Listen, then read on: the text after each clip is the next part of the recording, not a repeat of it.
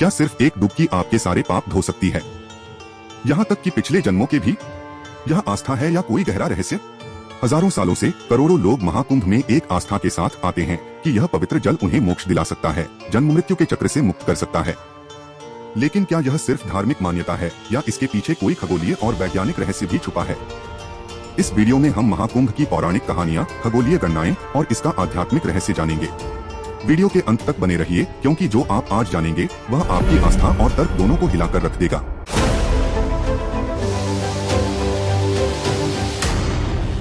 Chapter 1 Mythology।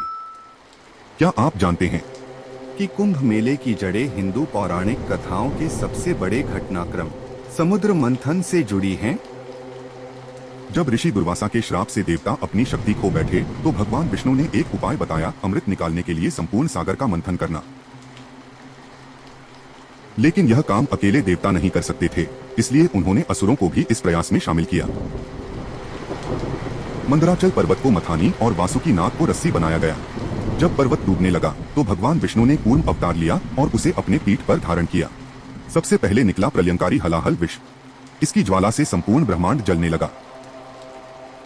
तब भगवान शिव ने उसे अपने कंठ में धारण किया और वे नीलकंठ कहलाए। एक तो लाइक और शेयर ठोक दीजिए महाकाल का लाइक और शेयर। इसके बाद समुद्र से कई दिव्य रत्न प्रकट हुए, लक्ष्मी देवी, ऐरावत हाथी और अंत में अमृत का कलश। लेकिन जैसे ही अमृत निकला, असुर उसे हथियाने के लिए टूट पड़े। भगवान विष्णु ने मोहिनी अवतार लिया और देवताओं को अमृत पिलाया। इस दौरान युद्ध में अमृत की कुछ बूंदें प्रयागराज, हरिद्वार, उज्जैन और नासिक में गिरी। इन्हीं स्थानों पर हर 12 वर्षों में कुंभ मेला मनाया जाता है। आज भी लाखों श्रद्धालु इन पवित्र स्थलों पर स्नान कर अमृत स्नान का अनुभव करते हैं। लेकिन सवाल यह है, क्या यह सिर्फ एक कथा है या कोई वैज्ञानिक रहस्य? अपने विचार कमेंट में बताएं। Chapter 2 History। कुंभ मेला सिर्फ आस्था नहीं बल्कि इतिहास का एक सुनहरा अध्याय है। कुंभ मेला सिर्फ एक धार्मिक आयोजन नहीं बल्कि इतिहास के पन्नों में दर्ज एक महाकाव्य है। 7वीं शताब्दी में प्रसिद्ध चीनी यात्री ह्वेनसांग ने अपनी यात्राओं में प्रयागराज में एक विशाल धार्मिक सभा का जिक्र किया। 16वीं शताब्दी में मुगल सम्राट अकबर ने कुंभ मेले की महत्ता को समझते हुए संगम तट पर प्रयागराज किले का निर्माण करवाया, जिससे इसकी ऐतिहासिक पहचान और मजबूत हुई। 19वीं शताब्दी में ब्रिटिश अभिलेखों ने इसे दुनिया का सबसे बड़ा धार्मिक मेला बताया, जहां लाखों लोग एक साथ एकत्रित होते थे। तो क्या कुंभ सिर्फ एक परंपरा है या यह एक ऐतिहासिक धरोहर भी है? अपने विचार कमेंट में बताएं। Chapter 3 Economic Impact। क्या आपने कभी सोचा है कि यह भक्ति का महासागर भारत की अर्थव्यवस्था को भी नई ऊंचाइयों तक पहुंचा सकता है? 2019 का कुंभ मेला भारतीय अर्थव्यवस्था के लिए ऐतिहासिक साबित हुआ, जिसमें 1.2 लाख रुपए करोड़ का आर्थिक प्रभाव देखा गया। अब 2025 के प्रयागराज कुंभ की बात करें तो इसमें 40 से 45 करोड़ श्रद्धालुओं के आने की उम्मीद है, यानी पूरे अमेरिका की आबादी से भी ज्यादा लोग एक ही जगह पर जुटेंगे। इतने विशाल आयोजन से न सिर्फ पर्यटन और व्यापार को बढ़ावा मिलेगा, बल्कि लाखों लोगों को प्रत्यक्ष और अप्रत्यक्ष रूप से रोजगार भी मिलेगा। होटल, ट्रांसपोर्ट, स्थानीय बाजार और टेक्नोलॉजी सेक्टर तक।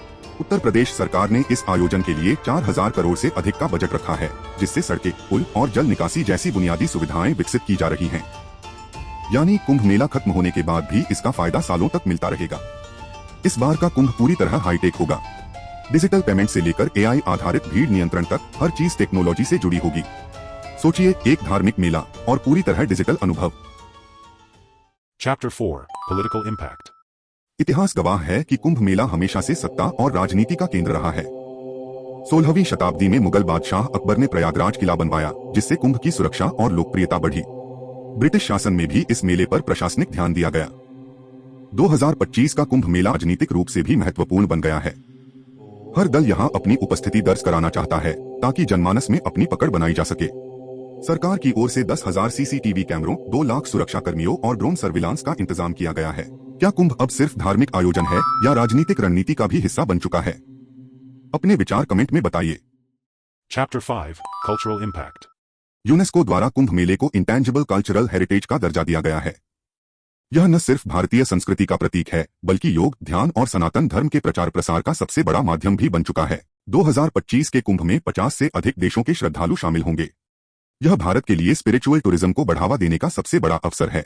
तो क्या कुंभ सिर्फ एक धार्मिक उत्सव है या यह भारत की विश्वगुरु बनने की यात्रा का हिस्सा बन चुका है? कमेंट में अपने विचार साझा करें।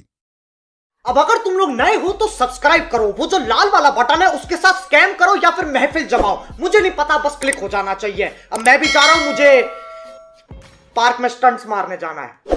बाय। जय गंगे।